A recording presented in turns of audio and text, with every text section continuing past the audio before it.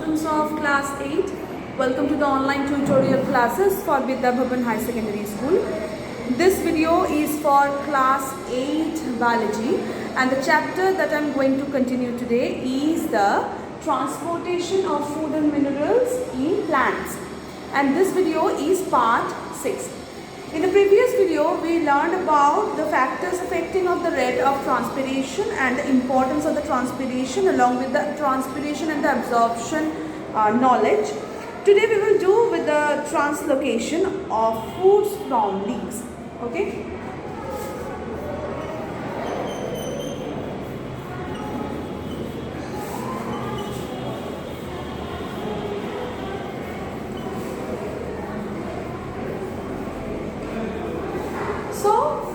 What is translocation?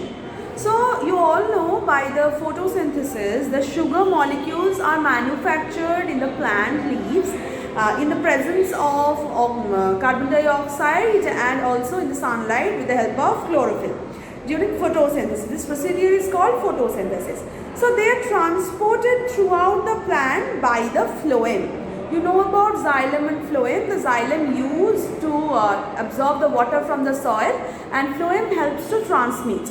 And here the phloem also helps to transmit the foods, that the foods are produced in the leaves. The phloem help them to transmit in the every parts of the plant. So the sugar molecules that transport soluble products in the photosynthesis is called the translocation.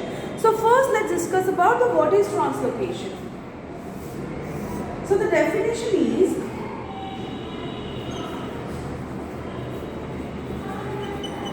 the transportation of sugar molecule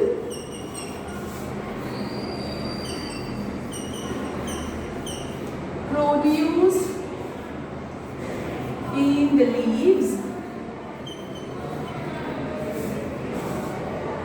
by photosynthesis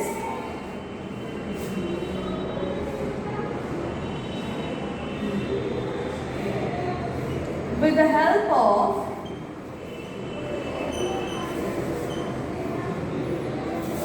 phloem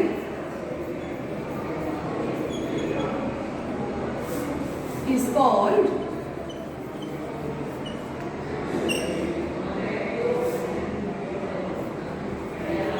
translocation.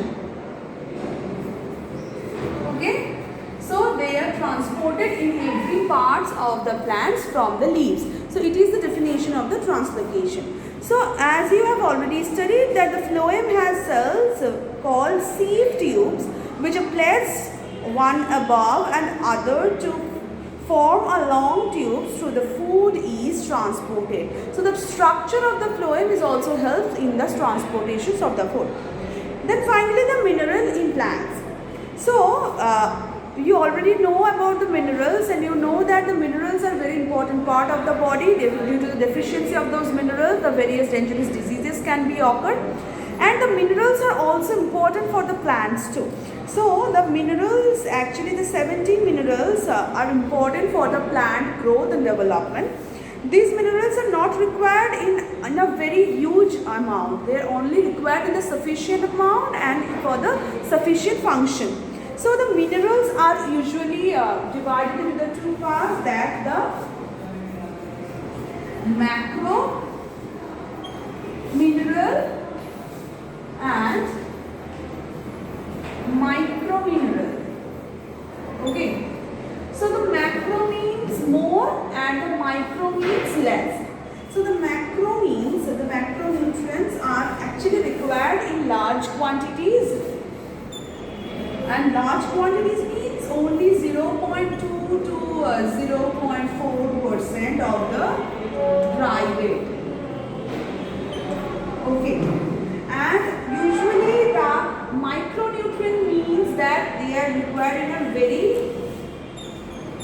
less, and the requirement is only that 0.1 to 0.2% of dry weight. Okay, and examples of this, like here for the macro minerals, there can be nitrogen, phosphorus, potassium, sulfur, calcium, magnesium. All are the macro minerals, and or the macro minerals or macronutrients, anything. Okay. Minerals or nutrients, same. Actually, the minerals are also very important nutrients, that is why. And now for the plant, for these micro minerals are like boron, manganese, chlorine, zinc, copper, nickel, molybdenum, azure. So the micro minerals are also called the trace elements, and they are actually needed in a very little common quantity, that is actually in ppm. Okay. So now we are going for the importance of the minerals in plant. That means why the minerals are very important for the plants. Say first, they help in the growth and the development. So about 17 of the essential of the minerals are help in the growth and the development of the plants.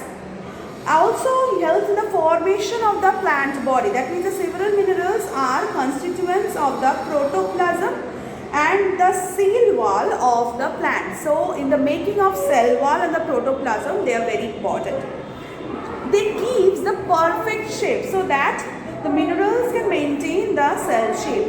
The minerals found in the cell sap are necessary for absorption of water and maintenance of the cell continuity of the cell shape. Next, the phloem transport.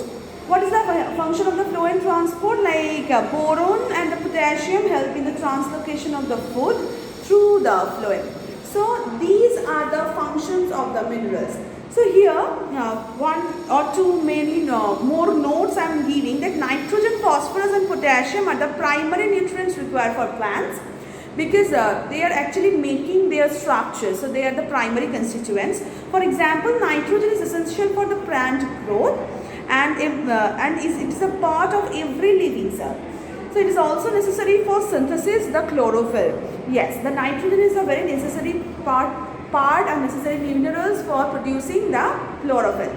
The phosphorus is also essential for growth. The potassium is necessary for the synthesis of the protein synthesis, the photosynthesis and protein synthesis. The sulfur is a part of every living cell and also required for protein formation.